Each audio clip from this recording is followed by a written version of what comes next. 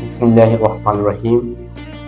সম্মানিত মুসলিম উম্মাহ, পবিত্র ঈদুল আজহা উপলক্ষে আর আর টিভি নিউজ বাংলার পক্ষ থেকে বিশ্বের সকল মুসলিম উম্মাহ, দেশ এবং প্রবাস বসবাসরত সবাইকে পবিত্র ঈদুল আজহার শুভেচ্ছা, ঈদ মুবারক।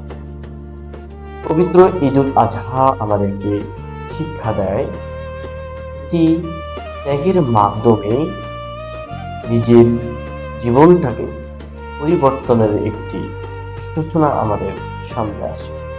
আসুন আমরা আল্লাহ রাব্বুল আলামিনের বিধিবিধান বিধি মোতাবেক আত্মত্যাগের মধ্য দিয়ে এই পবিত্র ঈদুল আজহা উদযাপন করি। বিশেষে বলবো, সবাই ভালো থাকুন, সুস্থ থাকুন, আর টিভি নিউজ বাংলার সঙ্গে থাকুন।